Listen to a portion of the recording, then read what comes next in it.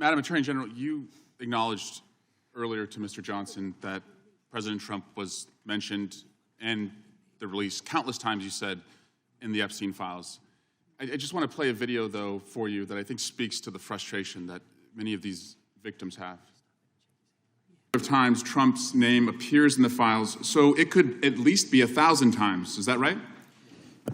The number is a total misleading factor. We have not released anyone's name in the Epstein files that has not been credible. Director, could it at least be 1,000 times? We have released every piece of legally permissible information. Okay, you can characterize the numbers however you want it. I'm claiming my time, Director. It sounds like if you don't know the number, it could at least be 1,000 times. Which it's not. It's not. Is it at least 500 times? No. Is it at least 100 times? No. Then what's the number? I don't know the number. I understand why the victims are frustrated, and the Attorney General acknowledged what Mr. Patel would not acknowledge, that it was way more than 1,000 times. But I want to move, Madam Attorney General, to weaponization of government. And yesterday it was reported that 6 members of Congress had indictments sought against him, and they were not returned by a grand jury.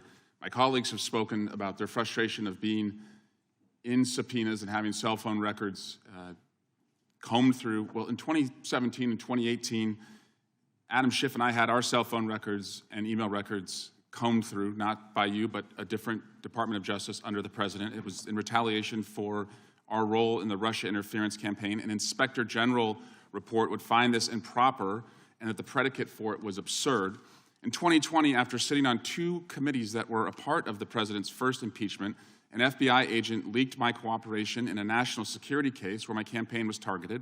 The President's FBI senior leadership authorized 2 statements to the press that said I was never suspected of wrongdoing and only helped the investigation. But that didn't stop the death threats or my GOP colleagues from referring me to an ethics investigation where Kevin McCarthy's chairman on the ethics committee would find the same thing as the FBI. Our current FBI director would then write a book called Government Gangsters and identify a long list of enemies. About a quarter of them have been either investigated or indicted. He listed me at the very top, along with Adam Schiff, and during that same testimony, refused to recuse himself when asked if he would recuse if any case came across his desk involving me or people on that list. Since that testimony, his department has put me under investigation with Senator Schiff for the nonsense mortgage fraud cases that we've seen. I get it. This is what the President does. I've priced it in. We have a bingo card at home that my kids have made of what will come next. I expected that the President would come after his enemies. But what I want to talk to you next is serious, and I did not expect this would happen, and I'd like your help on it. The President has inspired death threats against me and many sitting up here with me. In June 2025, an individual left 11 voicemails at my district office. On the voicemails, they said, "Get the message to him. I'm going to hunt him down, that motherfucker, and toss his ass over the Golden Gate Bridge by my fucking self." Donald Trump's Department of Justice in the Northern District of California declined to prosecute.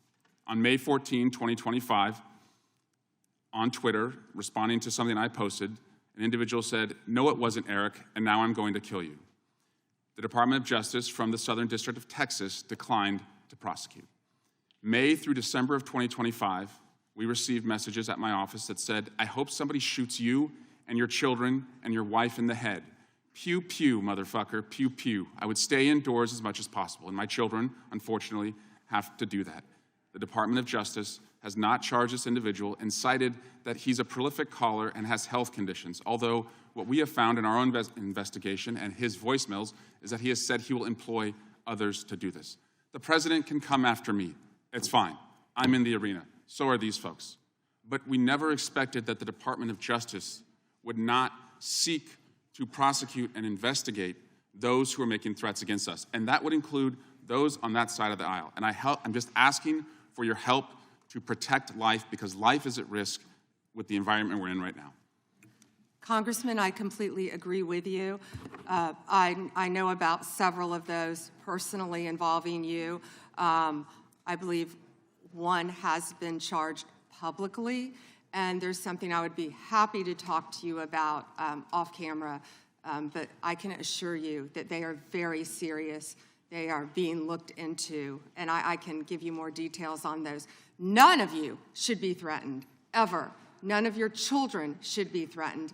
None of your families should be threatened.